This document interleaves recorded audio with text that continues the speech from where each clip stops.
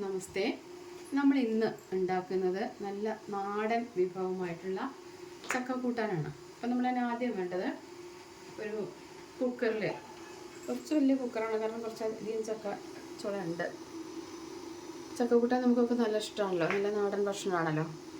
അപ്പോൾ കുക്കറിൽ കുറച്ച് വെള്ളം അടുപ്പത്ത് വെച്ചിട്ട് കത്തിക്കുക. എന്നിട്ട് നമ്മൾ എന്ത് ചെയ്യണം, കുറച്ച് ചൂടായതിന് ശേഷം, ഇപ്പം ഇത് ചൂടായിട്ട് പുക വരുന്നുണ്ട്.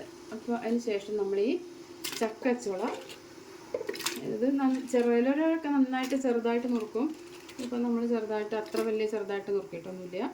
അപ്പോൾ നമ്മൾ ചകിണി കുരുവൊക്കെ കളഞ്ഞ് നമ്മൾ ഒരുക്കി എടുത്തിട്ടുള്ള ഈ ചക്കച്ചുള നമ്മൾ എന്ത് ചെയ്യണം, നമ്മളിതിലേക്ക് ഇങ്ങനെ ഇട്ട് കൊടുക്കണം. നമ്മൾ ഈ കുക്കറിലേക്ക് ഇത് മൊത്തത്തിൽ ഉണ്ടെങ്കിലും ഇത് ചുരുങ്ങിയിട്ട് ഒരുപാട് കറിയൊന്നും ഉണ്ടാവില്ല.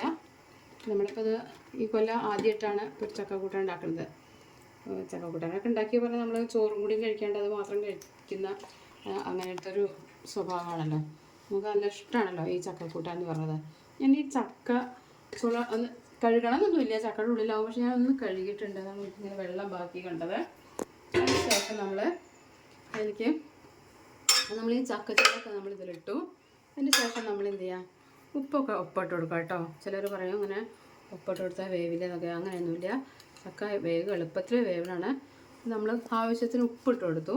ഒരുപാട് അധികം ആവാൻ പാടില്ല, കാരണം നമുക്ക് നോക്കിയതിന് ശേഷം വേണമെങ്കിൽ ഇട്ട് കൊടുക്കാമല്ലോ ഉണ്ടാവുന്നത്. പിന്നെ നമ്മൾ കുറച്ച് മഞ്ഞൾപ്പൊടി പൊതുവെ ഞാൻ കുറച്ച് മഞ്ഞൾപ്പൊടി അധികം ഇടുന്ന കൂട്ടത്തിലാണ്, പക്ഷേ അത് എല്ലാവർക്കും ഇങ്ങനെ ഇഷ്ടമായി വരില്ല. അപ്പം ആ പാകത്തിന് മഞ്ഞൾപ്പൊടി ഇട്ട് കൊടുക്കുക. മഞ്ഞൾപ്പൊടി ഇട്ട് കൊടുക്കുക.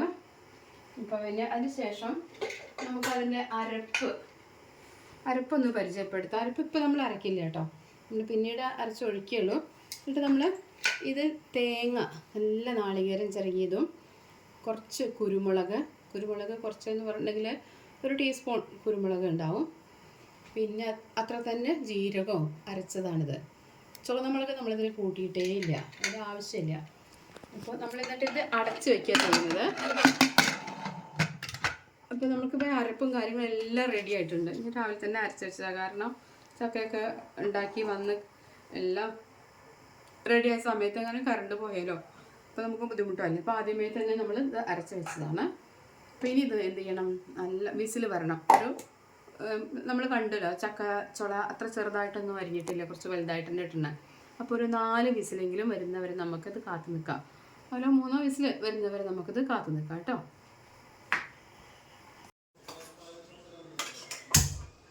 അപ്പോൾ 4 വിസിൽ വന്നതിന് ശേഷം നമ്മൾ കുക്കർ തുറക്കുകയാണ്.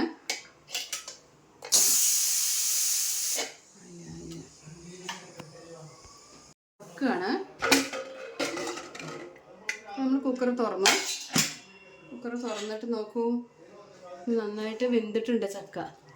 അപ്പോൾ അത്യാവശ്യം വെള്ളമുണ്ട് ഉണ്ടോ. ഇത് നമ്മൾ ഉടച്ച് ചേർക്കണം.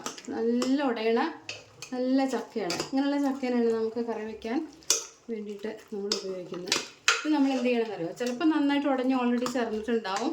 ഇത് നമ്മൾ ഈ കയ്യിൽ വെച്ചിട്ട് മെല്ലെ നന്നായിട്ട് വെന്തിട്ടുണ്ട് കേട്ടോ.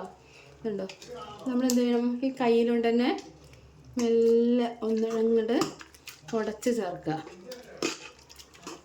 അതിന് ശേഷം നമ്മൾ ഈ അരപ്പാണ് നമ്മൾക്ക് ഇനി ചേർക്കേണ്ടത്. നമ്മൾ നേരത്തെ അരച്ച് വെച്ചിട്ടുള്ള തേങ്ങ, കുരുമുളക്, ജീരകം ഇവ ചേർത്തിട്ടുള്ള ഈ അരപ്പ് നമുക്ക് ഇതിലേക്ക് ചേർക്കണം.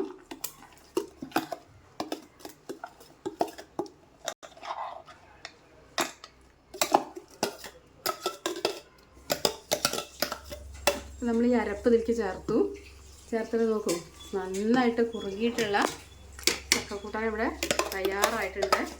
വേണമെങ്കിൽ നമുക്ക് എന്ത് ചെയ്യാം, ഈ കുക്കർ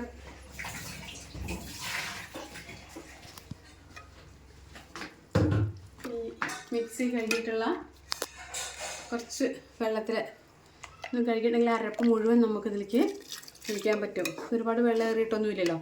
വെള്ളം പാകത്തിന് വെള്ളമൊക്കെ ചേർത്ത് നമ്മളുടെ നല്ല ചക്കക്കൂട്ടാൻ ഇതാ ഇവിടെ തയ്യാറായിട്ടുണ്ട്.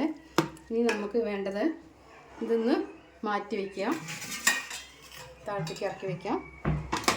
എന്നിട്ട് നമ്മൾ അതിലേക്ക് കുറച്ച് ചട്ടി അടുപ്പത്ത് വെച്ച് ചീനച്ചട്ടി അടുപ്പത്ത് വെച്ച് കത്തിച്ചതിന് ശേഷം നമ്മളതിലേക്ക് കുറച്ച് വെളിച്ചെണ്ണയാണ് ഒഴിച്ചു കൊടുക്കുന്നത്.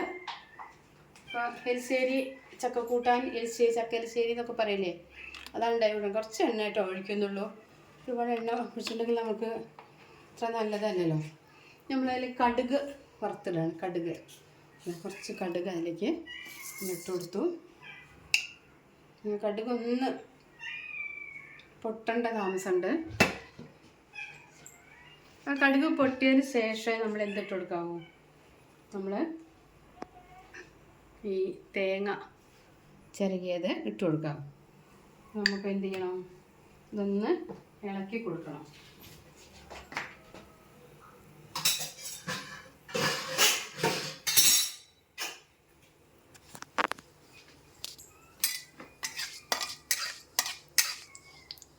പൊട്ടാൻ തുടങ്ങിയിട്ടുണ്ട്.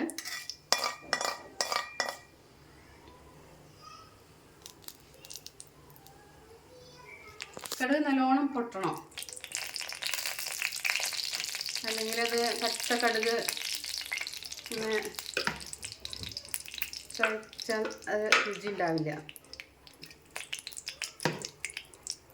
നമ്മുടെ ചക്കക്കൂട്ടാൻ ഇവിടെ റെഡി ആയിട്ടുണ്ട്. നല്ലോണം ഉടഞ്ഞു. നമ്മൾ നോക്കുമ്പോൾ അതിൽ കഷ്ണങ്ങളൊക്കെ അങ്ങനെ കണ്ടിരുന്നു അല്ലേ.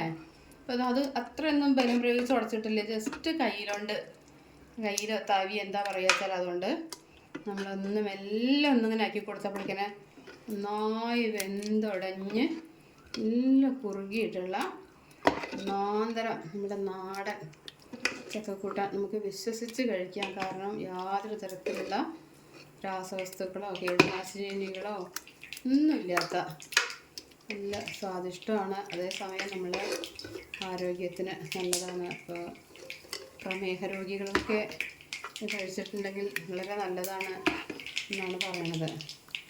ഷുഗർ കുറയാനും ഒക്കെ ഏറ്റവും നല്ലതാണ് അത്രേ ചക്ക. അപ്പോൾ നമ്മൾ നോക്കൂ, ഇവിടെ നമ്മുടെ കടുക് പൊട്ടി ഏകദേശമൊക്കെ പൊട്ടി പാകമായിട്ടുണ്ട്. അത് മുഴുവൻ പൊട്ടണം. ഇത് കടുക് തന്നെ ഇട്ടിട്ടുള്ളൂ. നമ്മൾ ഒരു 1/2 സ്പൂണോളം കടുക് ഇട്ടിട്ടുള്ളൂ. നമ്മുടെ കരിവേപ്പിൻ്റെ ഇല ഉണ്ട് കേട്ടോ, ഇവിടെ തയ്യാറാണ്. കറിവേപ്പിലുണ്ട്, നമ്മുടെ വീട്ടിൽ തന്നെ ഉണ്ടായിട്ടുള്ള നല്ല നാടൻ കറിവേപ്പിലയാണത്. ഉണ്ട്, നല്ല പച്ച നിറത്തിലുള്ള. ഇപ്പോൾ പൊട്ടിച്ചു കിടന്നോ നല്ല കറിവേപ്പില.